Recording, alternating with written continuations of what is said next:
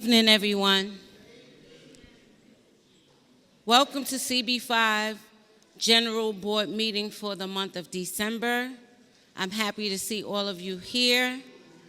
We're going to start the meeting now. I know we're a little behind, so my apologies for that. But it is great to see all of your wonderful faces out there. Thank you for taking the time to come out to this meeting tonight. So we're going to get the meeting started now. Can I ask that you sit, find your way to your seats? And if you have to talk, could you please take it out in the hall? Thank you.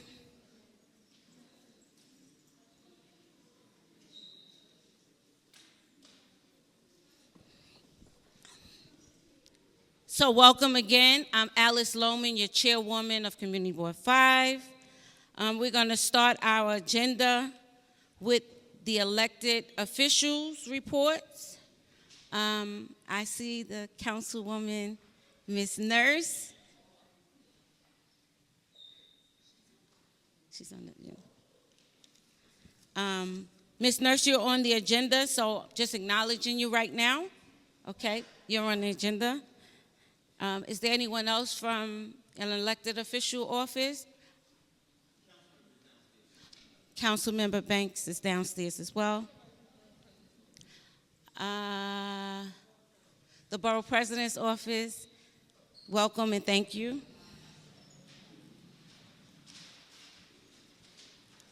So we're going to start our agenda.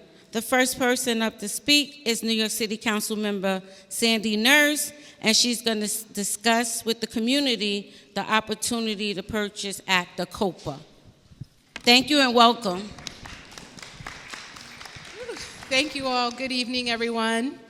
And congratulations to making it to the end of the year. It feels like this year's been a decade. So I wanted to just take a few minutes to talk with you all about the Community Opportunity to Purchase Act, which may go up for a vote tomorrow. Ryan from my team is coming with some fact sheets that he'll hand around. There was some delays on the train, so there will be some handouts. But essentially, in September, I inherited a bill, Copa, which was originally sponsored by Councilmember Carlina Rivera, was introduced in 2020. What this bill does is creates a program for buildings that are in distress and that are in city enforcement programs. So we're talking about larger buildings. We're not talking about owner-occupied homes. We're not talking about your 1 to 2, 3 family homes. We're talking about larger buildings like 10, 15, 20 units that are in city enforcement programs, which means they have a ton of violations. They probably have financial stress. There's probably people in and out of court. These are buildings in these programs will be subject to Copa. They'll be Copa eligible. And what that means is that we are creating a 25-day window of opportunity for a set of pre-qualified, HPD certified preservation buyers. What are preservation buyers? Those are the nonprofit affordable housing developers and the nonprofit affordable housing preservation entities that buy housing, fix it up, and preserve affordability, preserve the ability for it to be below market rate. There's a list of about 24 nonprofits that do this already. They've been certified by the city since 2018. If we get the chance to pass this bill, we'll do a new opening. They'll open the list again and go through a process of recertifying groups. Why do we need this bill? And I'm happy to answer any questions because I'm trying to jam in what I can in the short time and then answer a bunch of questions. The reason why we're doing this bill is because when poor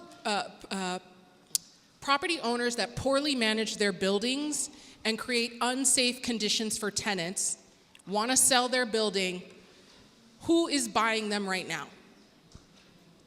It is mostly large-scale investor companies, venture capitalists with a lot of cash. A lot of them are coming from Argentina, Germany, China. We don't know who they are actually, and we struggle to find out who they are because they are shrouded in layers of LLCs.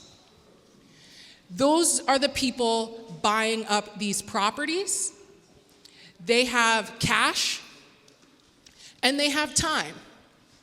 And what they do with that cash and time is wait people out. So tenants who are in and out of housing court, trying to get little repairs, trying to get their mold fixed, trying to get their windows fixed, whatever is going on in the building, those investors can wait those people out until they are exhausted, until they are tired, and find somewhere else to go. Then they put some new sheetrock on the building, paint it, and flip it. That's who's buying these buildings. And what this legislation will do is create a 25-day window for our mission-driven organizations to put an offer on that building at the selling rate, and for us to have an opportunity to pull that building into community control, fix it up, and keep the affordable housing there. It's a simple bill. It's complicated to explain, but it is simple in its mechanics. It's essentially like a pre-listing for really bad buildings. There's a lot of misinformation about this. If you live in a single-family home, this has nothing to do with you. If you live in a building with 20 units and it's your building, it probably has nothing to do with you unless you are in an enforcement program, which I imagine you are not in. So that's what the bill is. We're hoping to pass it tomorrow, and I'm going to stop there and answer any questions. Ryan's here from my team. He'll pass out a 1 or 2 pager that kind of tries to break it down in the most simplest form. I will say that this bill comes from a coalition that is rooted here in East New York. We have a lot of East New York organizations that have been working on this bill for 5 years. It's supported by over 40 community development organizations. These are the organizations that the city ask to do this work. When a building is in really bad shape, we're already asking the city to work with these partners to take it into their portfolio and make affordable housing. So we have 40 community development organizations. We have over 28 state elected officials who are in support of this bill. I think we have 32 colleagues who are supporting it. And I'll stop there because I could just rattle off and on. But so happy to take any questions. If you have a question, please line up right here near the microphone so that we can hear you.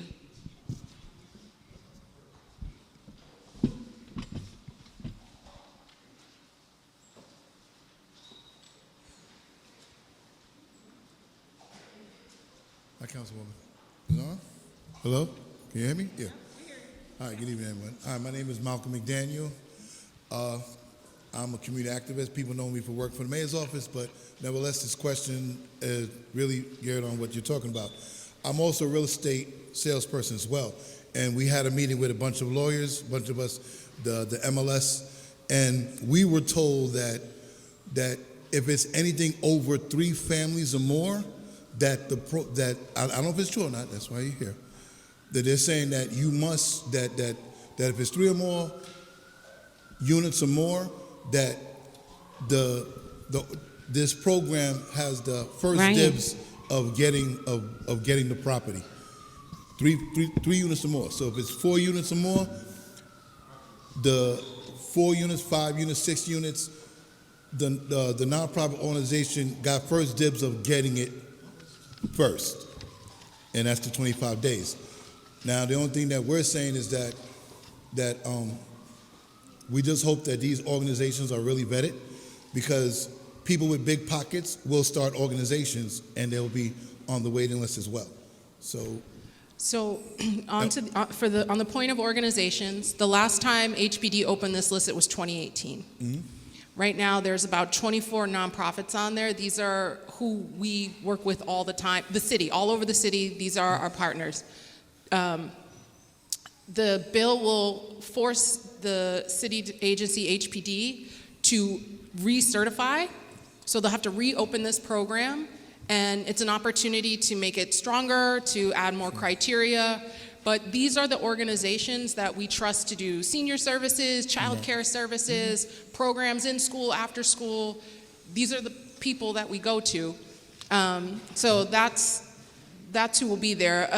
The HPD explicitly does not allow a nonprofit that is a subsidiary of any company to be a pre-qualified entity. That's already publicly a policy. Okay, but was we informed correctly that it's anything 3 or more that it goes No, to the... 3 or more was the original bill. Okay. So there's been 3 versions of this bill. Okay. And I believe what you have in the document shows the progression of the bill. So the original version of the bill that was introduced 5 years ago was a very broad program where if you had 3 or more units, it would be subject to it. That would be like 70% of New York City property. Yes. That's not what we're talking about. Yes. What we're talking about now are buildings that have been in a city housing enforcement program for over a year. So we're talking about a very targeted set of properties. Okay. And if you are a homeowner in 5 units or less, you are exempt. If you are transferring it to a family member, you are exempt.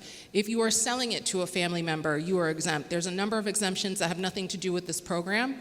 But if you own a property that is larger, unless you are in one of these enforcement programs for over a year, you are not eligible. Gotcha. Okay. Okay. All right. Okay. All right. There was something else, but I can't remember. Okay. I'll get back to I'm you. happy to stay around and answer more questions. Yeah. Thank you. Okay, hello, good evening. With some of the organizations that's going to be taking that job as working with these buildings, are we talking about HDFCs? And are we, HDFCs are low-income co-ops? And are we also working with organizations like community land trusts throughout the city? Because I think with community land trusts, community feels more comfortable with having someone who is you being a part of that so that they can work to give you the best options as far as buildings. So as far as organizations, are we talking about community land trusts and are some of the buildings HDFCs? So the current, thank you for the question. The current pre-qualified list does not have community land trusts on it, but the bill establishes that they'd have to open this up and do a request for queries, I guess. So basically a request of interest. And to get into being a pre-qualified entity is quite a rigorous process. You have to demonstrate some experience doing this because obviously we want to work with people who know what they're doing, know how to fulfill a mortgage, know how to manage a property, have the administration organizationally to handle those kind of functions. So there's nothing necessarily excluding CLTs when that opens up again, but they will have to demonstrate their ability to do this because we want good partners in this. Okay, thank you. Thank you.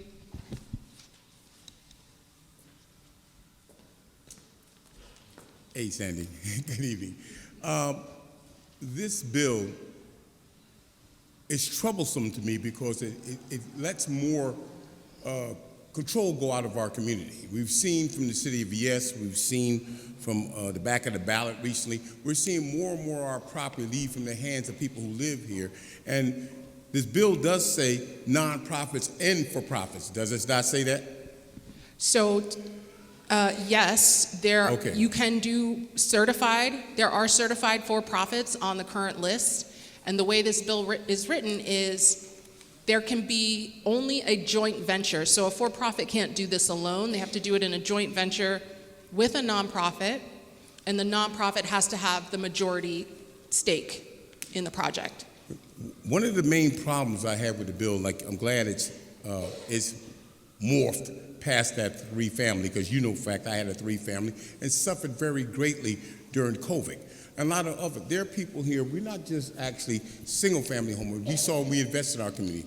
I own 2 properties in my community because I was here and I wanted to invest. when COVID, we've never actually, this 5 years ago, I had ERAP, and you know, again, I work with you on this. ERAP tenants in my house, I lost $120,000 in rent. Nobody ever paid me back. So that's only 5 years ago. So if I had a secondary property, I can easily fall behind the repairs and so forth, and the city's not addressing that. So I'm not looking at, see, we can't demonize everybody that's here that owns property in this community that lives here. This bill, it leaves those holes and those gaps where the good can suffer with the bad. And see, those one blanket statements like the city yes and does not work in the community, especially with Black and brown are predominantly the owners of these properties. I'm not, when you say nonprofit, I know nonprofit, there are people make $400,000 a year as the chief executive. It doesn't warm my heart. Everybody has their own agenda. So when it comes down to actually supervising my property, I think the best person is myself. And I think that's a right. So I understand what we're trying to do, but try to balance the field on the back of Black and brown people who have invested in their communities and been here when nobody wanted to come here, again leads me to think that I think there needs to be an EIS, environmental impact study, on the fact what it does to my community, my people and myself, and how it will affect. And my last thing is to talk about that threshold between rent stabilized apartments, 6 units and more, and how does this affect if it transfers to somebody else? Because we have buildings here that are 6 units and so forth on. Once it transferred, does that make it vulnerable that we lose those rent stabilized apartments? What goes on with that? And the person that you said, I want it clear, a person, it has to be a non-owner residence, right? The owner can't live in the building, is that correct? Well, you got a lot of questions there, Brother Paul, so I need to go one by one. It's a lot in this bill. Gotta go one by one here. So, if you live in your home and you have less than 5 units, this doesn't apply to you. Now, if you live in a home and you have more than 5 units, this does not apply to you unless you have been in an alternate enforcement program, which means you have a very high level of violations and stress on your building for a long time to even get into one of these programs. And then if you get into the program, you have to be there for a year. So that wouldn't apply to you unless you have really bad conditions in your building. Now, alternate enforcement programs, you can get out of alternate enforcement programs by dealing with violations. That list changes from year to year. So now the community control piece that you mentioned, I respectfully disagree. I think this is an opportunity to bring it's a chance. We're not forcing anybody to sell. It's a chance. We're creating a small window, a 25-day window where we might be able to have one of ours put in a bid and get that building and take care of those tenants. If it goes to some other company that we don't know, we can't hold them accountable. If it's a nonprofit that we know who they are. We know how to call them. We know how to hold them accountable.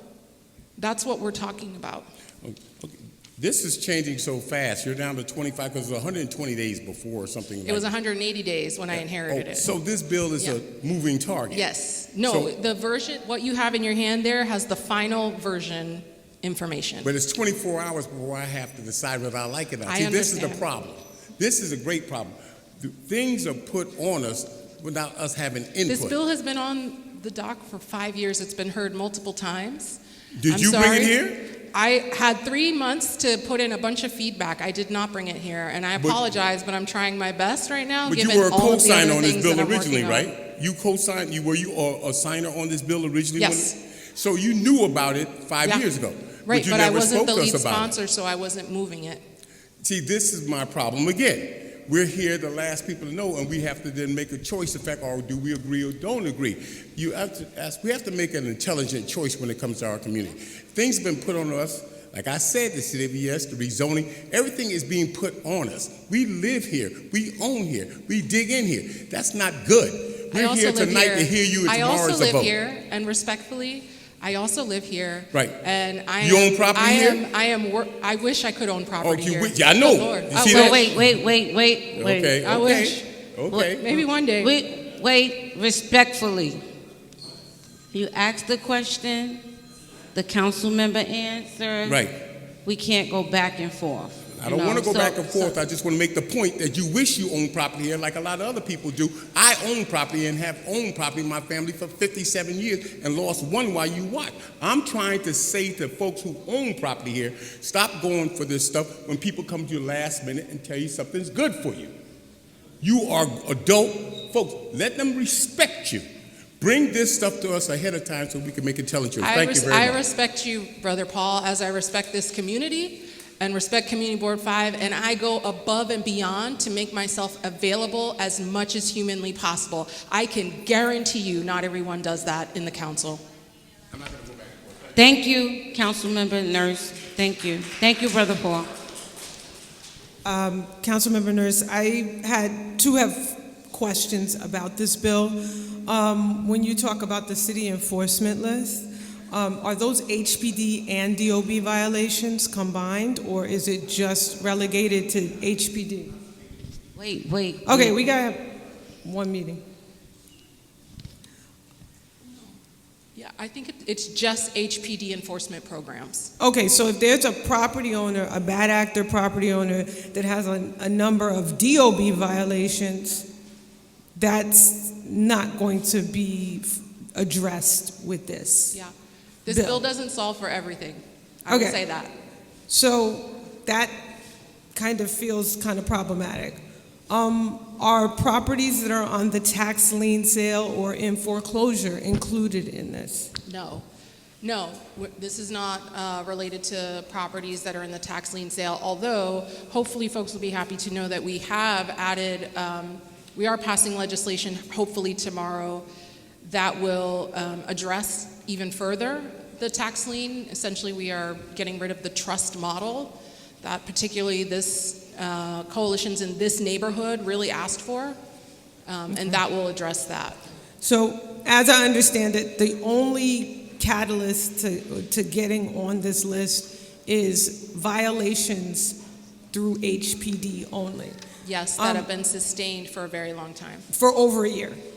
More than a year, For more because than to a get year. into these enforcement programs, there's only a small amount of slots to be in these programs, which means you're kind of the worst of the worst. Okay, I only have two more questions. Yeah, gotcha. A lot of these bad actor landlords own multiple properties. So is it a year, is the year relegated to To per the property that, to or the to property the that they owner? will sell.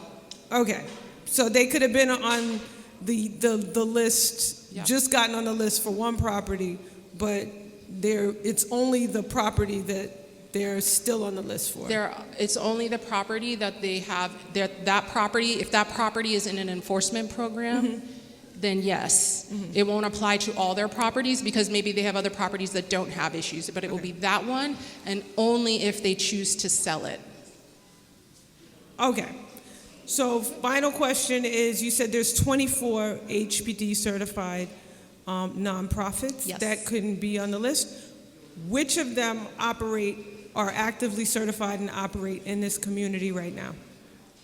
Cypress Hills, Manny, Riseboro's on the other side of my district, and I think now in the 42nd you have some Riseboro. I can send you the link with the list. It's a Thank you. it's a list publicly there, but related. Camba.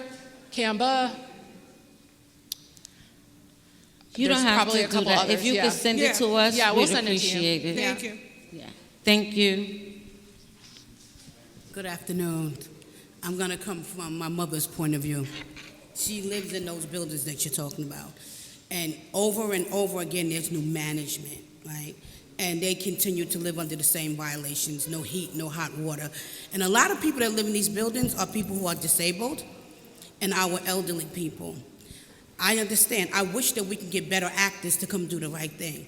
But the oversight for me is what's important. Because if you get 5 violations for heat and HPD has to come in and break the basement door open to give you just enough heat so you can be sustainable, we need oversight, right? Because like the young lady said, these people own a multiplicity of buildings. It's not just one building.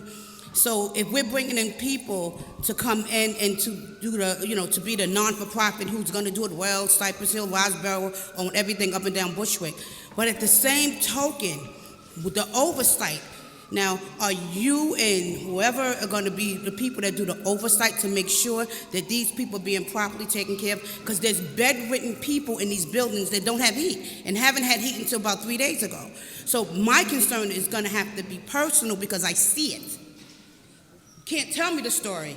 I see the story, right? The story is that people are living on Eastern Parkway in St. Mark's, I'm not saying in and out of district, but who don't have heat, who has to call 311 daily, and people come in and they check the apartment and it's cold. So if these non-for-profit organizations are coming in, who's going to be doing the oversight for these bedridden people? You need to look, we need to look at, I don't know if you looked at, so I'm not coming at you at all. What I'm coming at is I see my mother suffering in these buildings. So it becomes personal.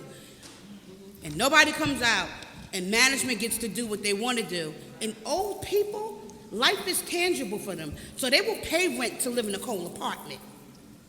And that is inhumane, because I was there with her, right? So if people are going to come in, I need to know, we need to know, the oversight, who's going to be watching what these people do, because they will sell it to the next bad actor. And I get it, Non-for-profit, they still Medicaid money all the time. Let's just keep that 100%, right? But the oversight has to be done, because I saw my mother almost become mentally ill because she was so cold. So if these people are going to do oversight, we need to know it's going to be oversight. And I have to agree with Brother Paul on this, just this one thing. Please stop treating us like Johnny-come-lately. Stop treating us like Johnny-come-lately. Give us the information early so we can actually ponder on it, so we get a fuller understanding with no disrespect and all respect. People are living in cold apartments. Thank you. Thank you. And I certainly am not trying to treat you like Johnny-come-lately. I feel like I'm in regular communication as much as possible. I did not know that we were actually going to be able to pass this bill, or that it would actually get on the aging list. Until last week, Wednesday, I didn't know if we were actually going to even be able to do anything with this. So I'm trying to get it to you as fast as I know that it's possible. In September, we got the bill and started our dialogue with the stakeholders as much as possible we could. I'm sorry I didn't make it to CB5. I will tell you that between this, the Broadway Junction ULURP, and the negotiations going on there, this is the best I can do, and I'm sorry. Yeah.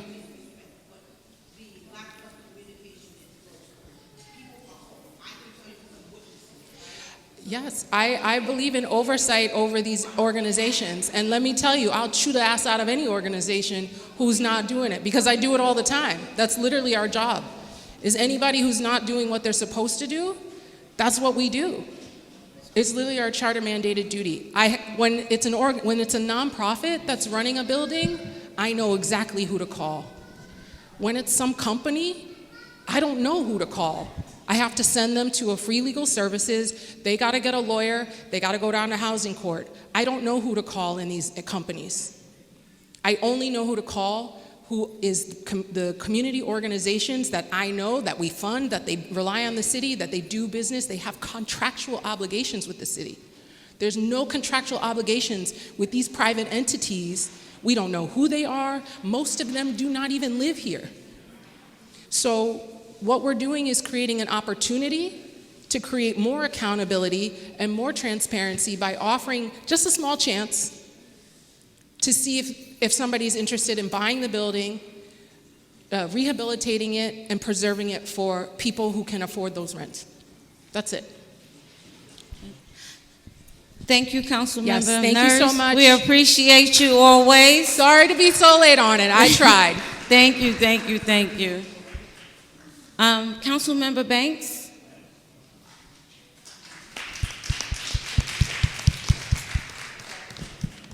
Well, first of all, good night to everyone and happy holidays. Before I go into my updates pertaining to the district, I want to address the Copa. And obviously, Copa has been Seems like I've been waking up every morning to calls on Copa, and I just want to let folks know that we've received a significant amount of feedback on this particular bill, and while I have not made a final decision, and I want to be transparent about my process and how I've engaged in extensive conversations with community leaders, homeowners, I've spoken to the Community Land Trust and different colleagues at both the city and state levels. And I want to be clear, I do not hastily make decisions based off of outside pressure. But elected officials, I've consulted with many elected officials, with community folks before making decisions. And I believe this is important and essential to the concerns that have been brought to my attention with the long-term impacts with this particular bill. And in meeting with the residents of the 42nd District, I've heard from both strong supporters of Copa and also folks who are against the Copa. And just folks who have the same thoughtful concerns that mirror my own. While Intro 902 is intended to address distressed properties, we must recognize that not all distressed properties are the result of bad actors. In our district, many owners of small buildings are family members, friends, neighbors, who may simply be facing unexpected life challenges. You see, I support the vision of the legislation, but I must ensure it addresses the problem without creating unintended harm for responsible, well-intended local landlords. I'm aware that the social media campaigns that are out there and the pressure to nudge me in a certain direction. However, my deliberate pace is intentional.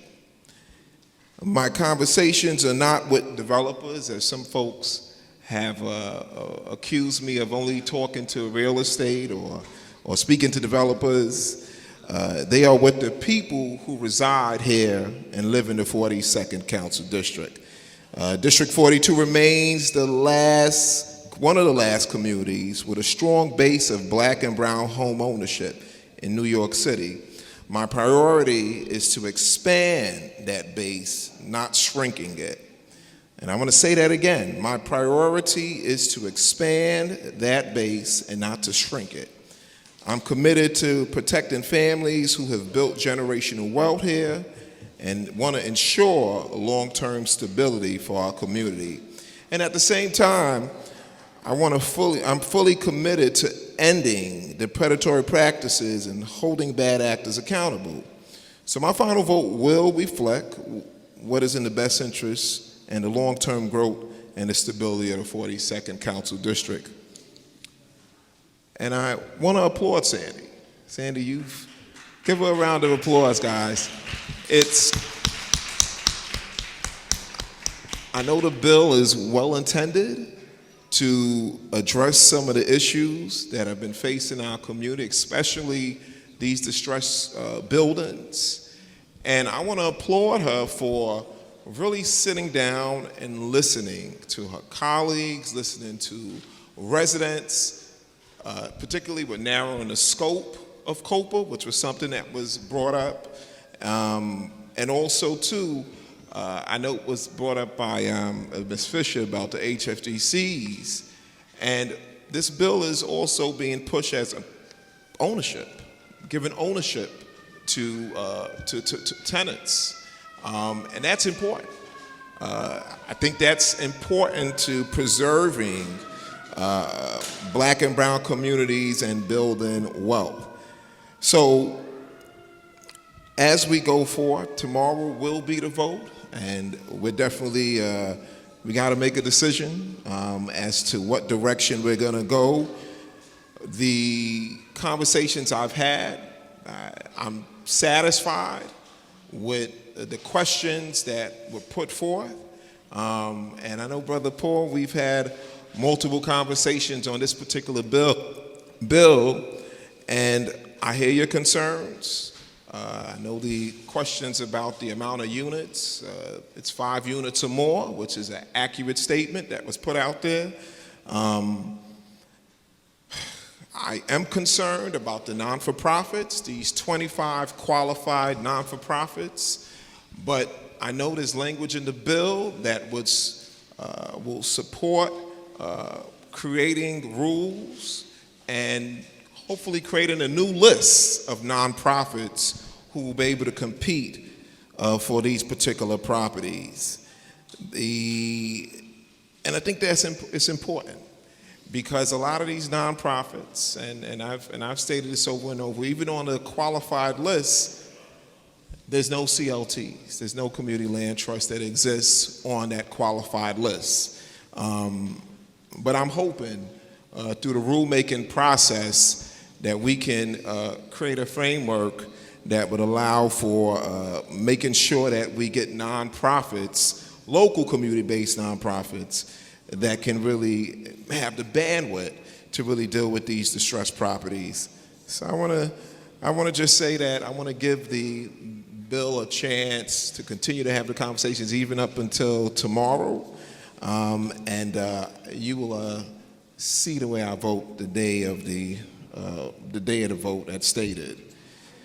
Also, I want to just let folks know, I want to thank folks who reached out. I lost my grandmother over this couple of days ago, and I want to thank those folks who reached out and gave their condolences. We are definitely dealing with this. It's a very difficult moment in my family near the holidays, and I want to thank those folks who reached out and made their commitment to just give a condolence to the family and to myself. We are, last week, we addressed the issue of sanitation. As you do know, I'm a member on the Sanitation and Waste Committee, and we were able to address the issue of the illegal dumping that's taking place on Van Sinderen and Dumont. This is a ongoing problematic section that dumping continues to persist, and we are making sure that we'll be actually having a meeting coming up with a high-level meeting with sanitation. Hopefully get some cameras. I know Sandy had given a olive branch to possibly use one of those cameras that you have left over, that you've allocated. So we're hoping we can get one of those cameras there to help continue to identify those folks who are dumping in that particular area. We're seeing across the district constant dumping in certain problematic sections of the district. And we're going to continue. My office is committed to making sure we address that issue when they're brought to our attention, and being boots on the ground. As we see those areas in the district, we are definitely jumping on it. Also, too, we want to remind folks we're having some up-and-coming holiday events. This Friday, we're going to be having a movie showing at the Food Bazaar. So please come on out. It's going to be at 5 p.m. It's open to the public, especially our young folks. On Saturday at 12 p.m. at 2237 Linden Boulevard, we'll be having a food distribution. So please come on out. And on Monday, we'll be doing our toy giveaway, our second annual toy giveaway at the Pembroke Community Center at 6 p.m. We want to remind folks, too, as we go into the new year, budget session is going to begin. To our nonprofits, budget season is quickly approaching. Application cycle is going to be open for the first week of January and into February. So we encourage non-for-profits to apply for the discretionary funding, and not only just to apply, but make sure you're reaching out to my office so we can make sure that those organizations and whatever projects and activity they want to put forth falls within my priorities. And also, too, we also want to, regarding the shooting that occurred in my colleague's district, we want to continue to keep those family in prayers. We know there was no one that got murdered, but there were young folks who were injured and got shot. Some of them are in critical condition. So we just want to remain vigilant in that matter. And I believe the person is still out. So we want to make sure that we continue to call for any folks or anybody who's seen or heard anything, please call the authorities. Constituency services, we're still here to help you all. The office is open Monday to Friday from 10 a.m. to 6 p.m. And please reach out to the office. I have an amazing staff that has been consistent with addressing issues in the district and has a proven record of getting results done. And again, guys, thank you so much, and God bless you, and we'll see you in the new year. Thank you much. Thank you, Councilmember Banks. Yes.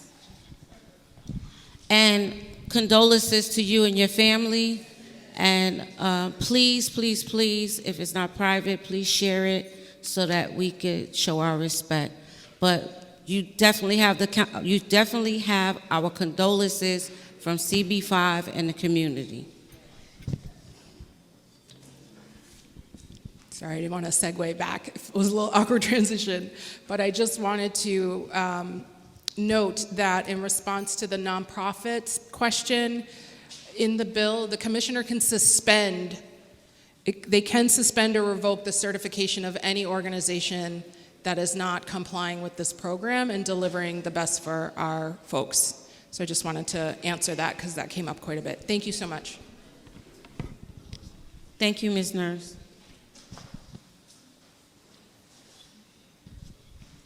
Do anybody have any questions or comments for any one of the elected officials before we move forward?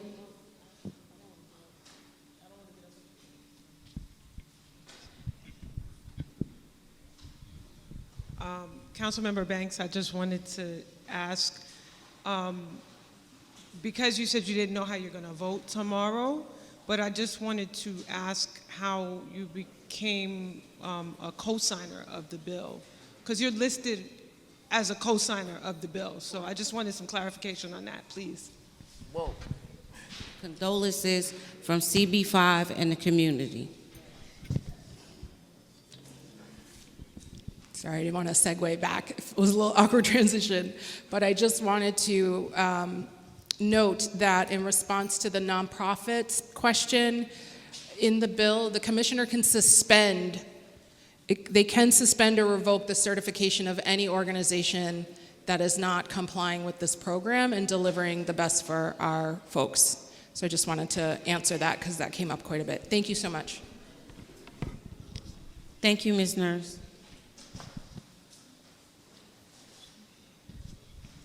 Do anybody have any questions or comments for any one of the elected officials before we move forward?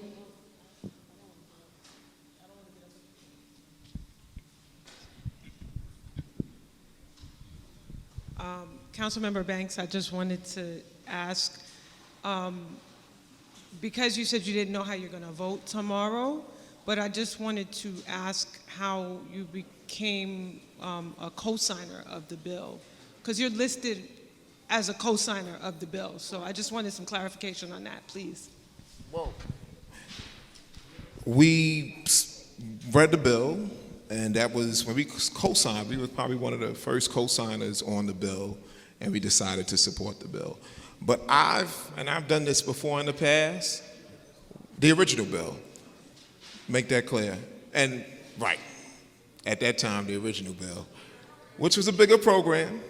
But I want to just say this as well, guys, that I've been known to sign on to bills, go through my deliberative process, and I've moved off of bills right before the vote because I made a decision. So that's my deliberative process. But I just want to say this. I am not going to be pressured into supporting any piece of legislation unless I am clear with my community, and I just want to make that clear. There's no pressure. There's a lot of outside folks who are trying to weigh in on this bill, and they're trying to I've been getting calls from people that I've never spoke to a day in my life. Leave me the hell alone. Let me speak to folks within the 42nd Council District, and those are the folks I'm going to listen to, and those are the folks I will take into consideration when I make my decision. Thank you. Thank you. Mr. Edie from the Borough President's Office, do you have anything that you want to report?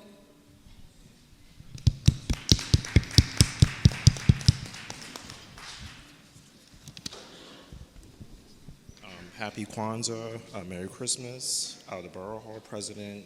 Community Board applications are live until February 6, 2026. Join us in 2026 for Divine Dwellings Cohort. We have a free kids ice skating event December 29th and the 30th. Everything is on the flyers on the back of the table. And that's all. Can I ask you a question? I have a board member or two that said they already submitted. Is there a way that we can find out whether you guys are in receipt of it? Can you just later on just give me the email and then I can just reach out to you tomorrow? Because I can speak to Caroline and we Okay. can just... Thank you.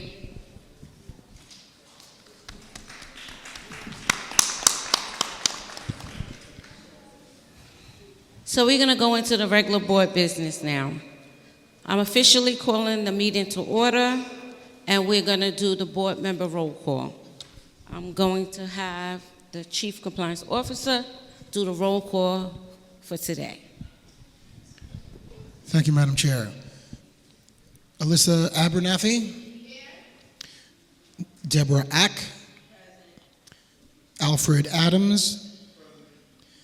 Amelia Allen. Shani Bell. Thank you. Miss Nydia Bonifant. Thank you. Mother Bright. Alton Brown. Charles Bullock. Orissa Cameron. Natasha Cherry Perez. Thank you. Juan Colon. Thank you. Ethel Cooks. Thank you. Rachel Ellison. Thank you. Dwayne Faison. Thank you. Miguel Feliciano. Present. Ms. Fisher. Present. Thank you. Mr. Florentino's present. Jessica Franco. Dwayne Frankson. Odessa Finn. Jabril Gaskin. Aura Goodwin. Thank you.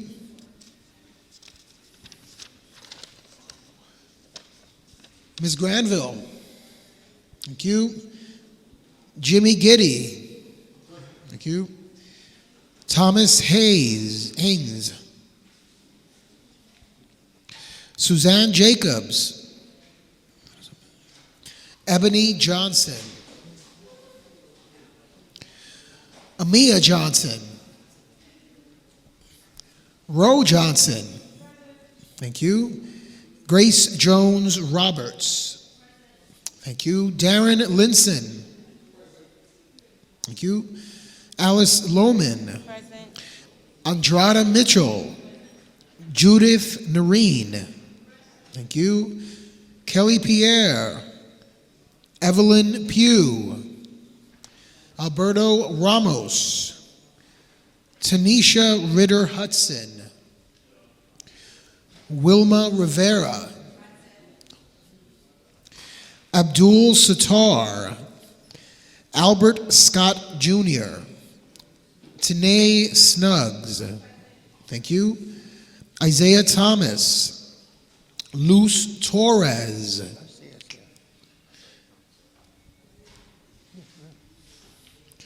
Emily Walker.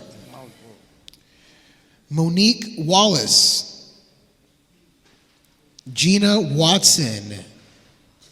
Hazel Worley.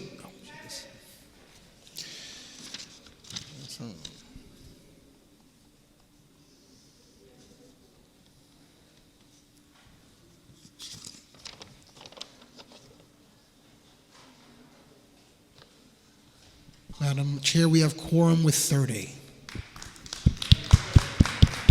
Thank you. I will entertain an approval of the agenda for December 17th, 2025. Ms. Anna Fisher, second by Ms. Ack. I heard you. I didn't see you, but I heard you. Isaiah did have his hands up. I also entertain an approval of the minutes of November 19th, 2025. Isaiah Thomas makes the motion. Is second by Ms. Anna Fisher. Thank you both for that. On the agenda now we have the Deputy Inspector Dion Hines introducing the Q team with CB5, but I know he's not here. And Mrs. Is it Duncan? Who's going to speak on behalf of the inspector? You guys can come up, NYPD.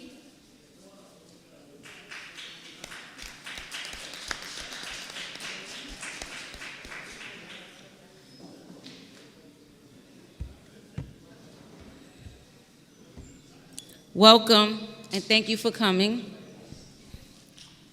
Good evening. Thank you for having us. My name is Sergeant Montes de Oca. I'm the Quality of Life Sergeant. I just got the position a couple days ago. I've been in the 75th Precinct for 2 months. I've been on the force for 10 years. I was a detective prior to this in the Crown Heights area. I'm going to introduce a few of my guys here. I know you're probably not aware of this, but their main focus is the 311s, quality of life conditions as well. They specifically right now are working nights to target an auto crime plan for car break-ins and robbery pattern as well.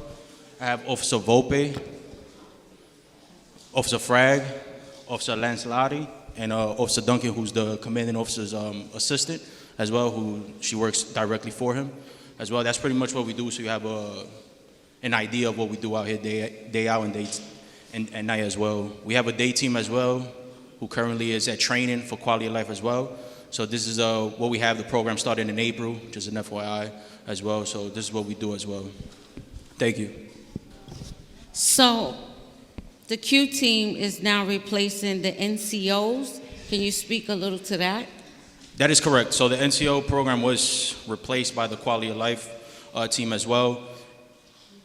It's basically sort of the same, but it's not, where they still haven't established with community members as well. They still attend the community meetings as well. I myself was an NCO prior to being a sergeant and a detective, so I am familiarized. There have things that's changed. Like I said, there was a big focus on the 311 system, where officers who were focused on the 911 calls were now responding in a timely manner to the 311s. But now that we have the Q teams, their main focus is that, so they have to respond to these locations in a timely manner. That's why we have 2 teams, the day teams that come in about 10 in the morning, I think, or 12 in the afternoon. And then we start at 5 or 7, it varies depending on the condition. But they still have it established with the community as well. They have the community contacts for major events. Any major issues that occur out there, they still have point of contacts as well. We do have business cards today if you want, after the meeting, if you want to exchange information. Like I said, I'm the direct supervisor for the night team, for the Q team. The day team supervisor could not make it. He's on vacation this week. But I can also pass along the information if you do need contact as well.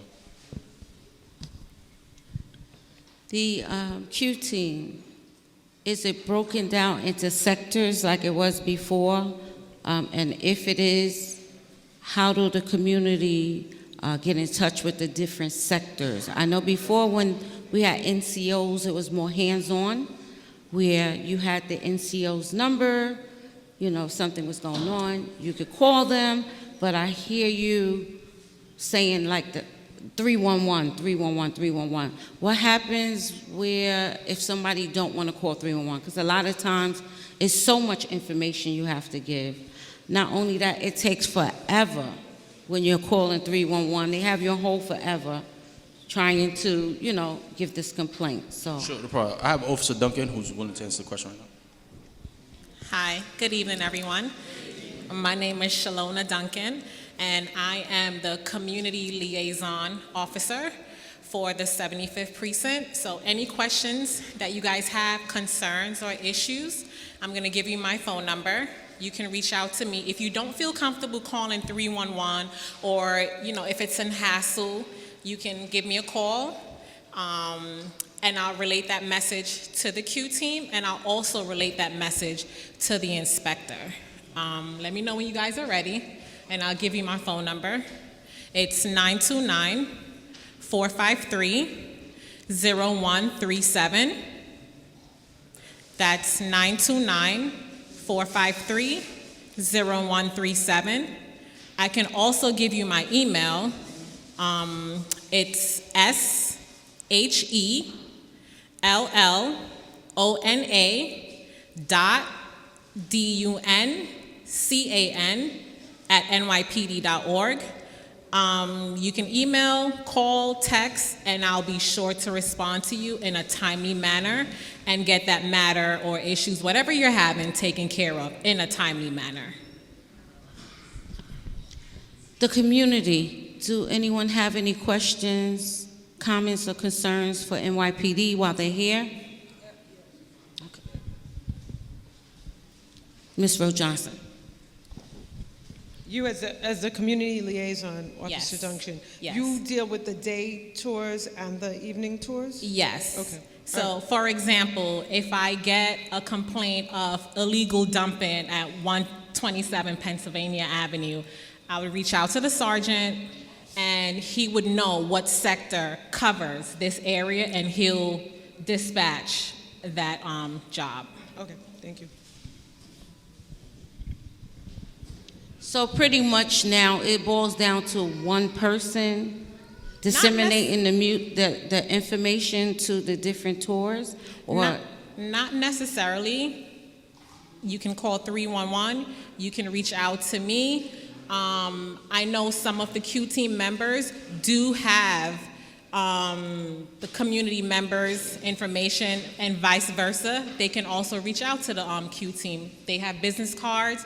They'll distribute their business cards this evening. So if you have an issue, you can reach out to the members, and they will relate that message to the right sector. anyone have questions, comments, concerns? Thank you, Madam Chair. Good evening, everyone, and good evening, NYPD. We appreciate your hard work and endeavors with the shortage of officers that have been taken away, so we appreciate you out there every day on the force. My question have to do not only for NYPD, but the elected officials as well. How are we doing with the sex trafficking? It's kind of complicated. I know that's not an area that you handle, but what is going on, Councilmember Banks and whoever else is here, with the young girls that are out there being trafficked and prostitution?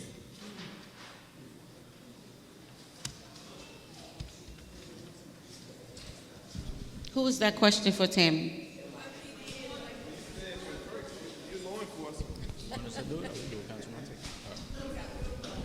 Well, we've been working, and we've had multiple conversations with Commissioner Tisch, because obviously we know that the Penn track has been a major concern and a major issue.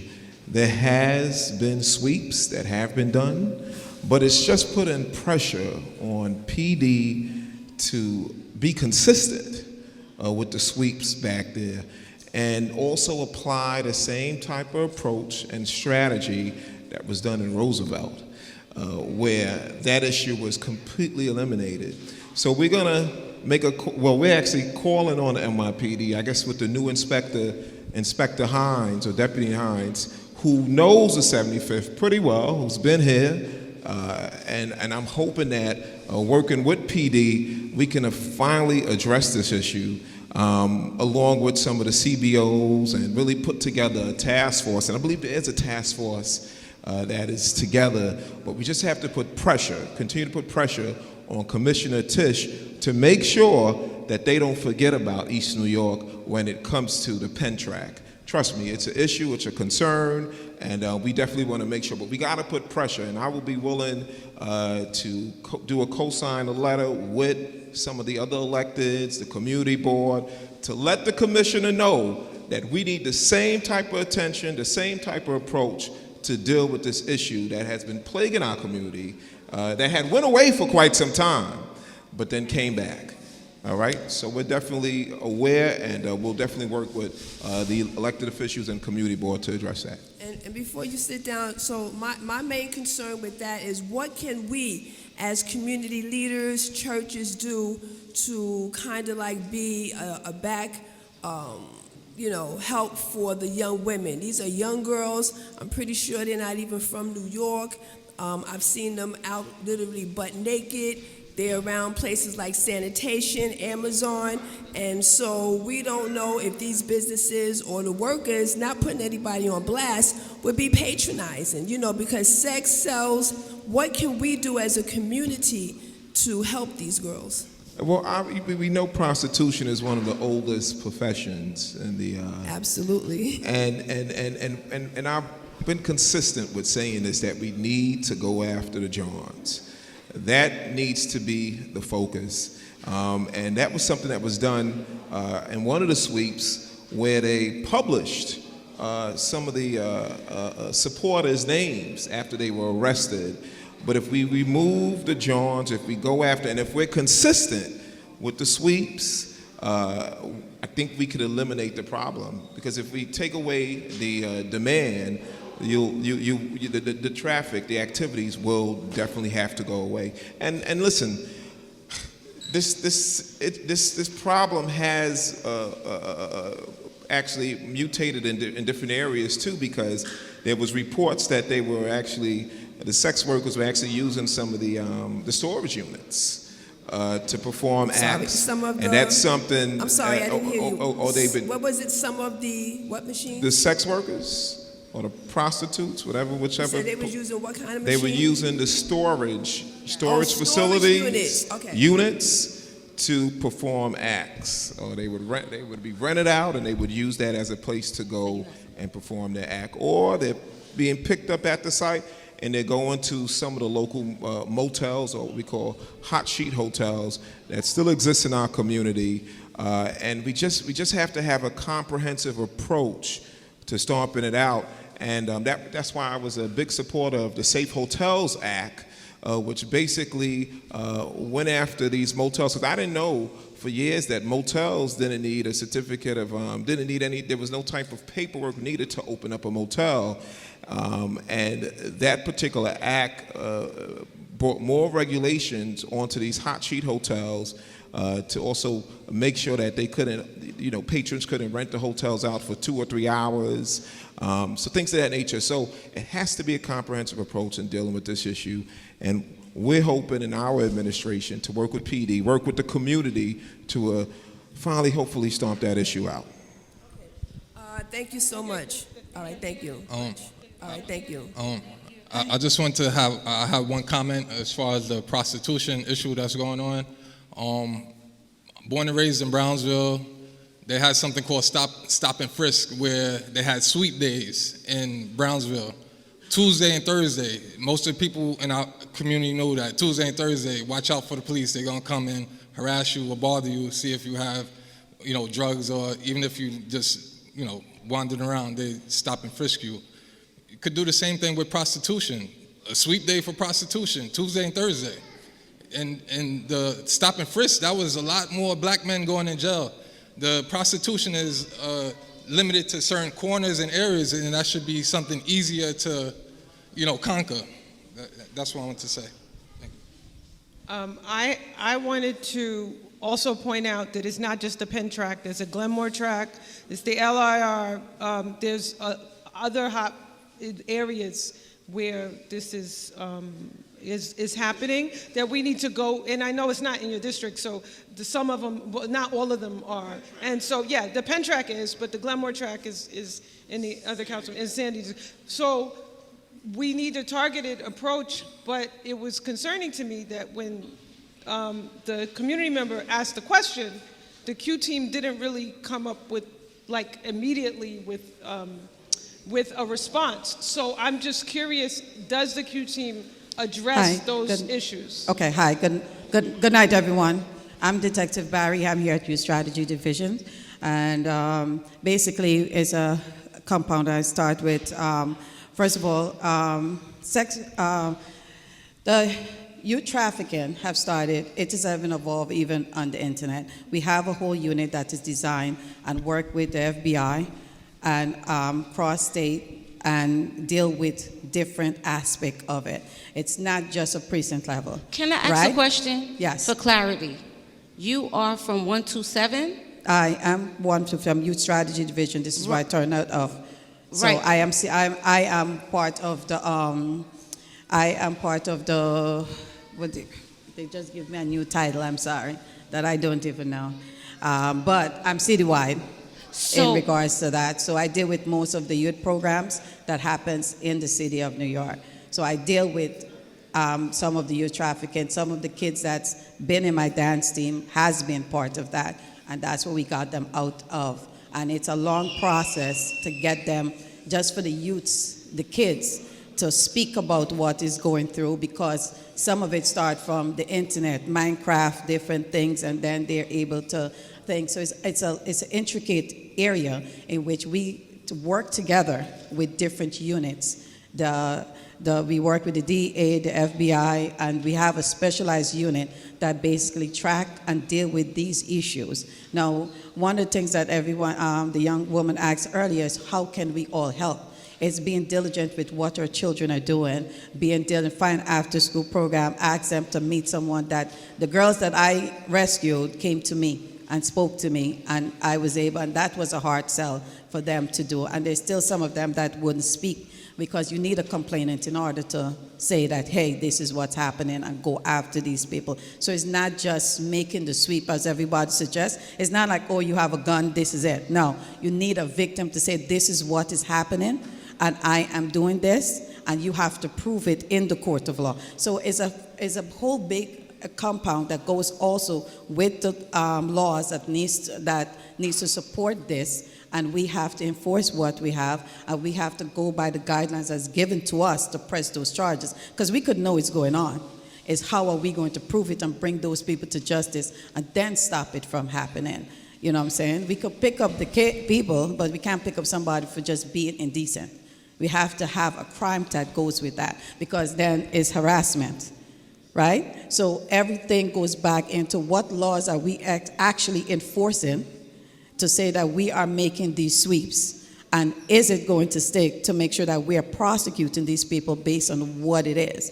Because the case that I was involved in, it took 5 years for the person even to come to trial, and it's still going on right now.